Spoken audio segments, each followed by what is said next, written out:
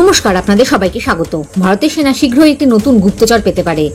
একটি সুপরিচিত ভারতীয় মহাকাশ ও প্রতিরক্ষা উৎপাদনকারী সংস্থা তাদের প্রথম ছোট মাঝারি উচ্চতা দীর্ঘ সহনশীলতা মানববিহীন বিমানবাহী যান প্রদর্শন করছে। আসুন জেনে নিন এই নতুন ড্রোনের বৈশিষ্ট্য ও শক্তি, যা শত্রু শিবিরে আতঙ্ক তৈরি করেছে। এই নতুন মেলটি ইউএভির এখন প্রাথমিক পর্যায়ে রয়েছে, তবে এটি কম খরচ এবং সহজে রক্ষণাবেক্ষণের উপর জোর দিয়ে ডিজাইন করা হয়েছে, যা টাটা অ্যাডভান্স সিস্টেম লিমিটেড দ্বারা তৈরি করা হয়েছে। একই সাথে সামনে প্রপেলার এবং হালকা ওজনের এয়ারফ্রেম এটিকে জ্বালানি সাশ্রয়ী করে তোলে, যা একটি মেল শ্রেণীর ড্রোনের জন্য প্রয়োজনীয় 30 ঘন্টা উড্ডয়ন ক্ষমতা অর্জনে সহায়তা করবে। এই ড্রোনটির সবথেকে বড় বৈশিষ্ট্য হলো এটি অত্যন্ত হালকা এবং স্থাপন করা সহজ।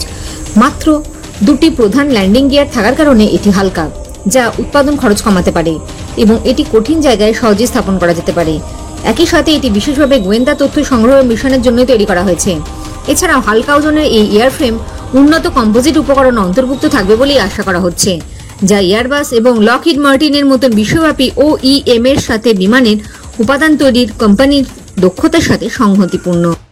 এই ড্রোনের ইঞ্জিনের বিস্তারিত এখনো পুরোপুরি প্রকাশ করা হয়নি, তবে কোম্পানিটি দেশীয় ইঞ্জিন দিয়ে কাজ করছে অথবা আন্তর্জাতিক সরবরাহকারীদের কাছ থেকে ইঞ্জিন সংগ্রহ করতে পারে, যাতে উন্নয়ন দ্রুত করা যায়।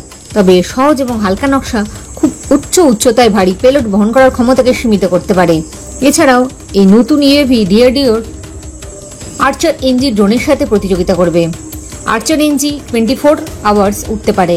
এতে অস্ত্র স্থাপনের ক্ষমতা রয়েছে, যার মধ্যে রয়েছে স্মার্ট অ্যান্টি এয়ারফিল্ড ওয়েপন এবং অ্যান্টি ট্যাঙ্ক গাইডেড মিসাইল। জয় হিন্দ, রেজওয়ান, লেগেসান।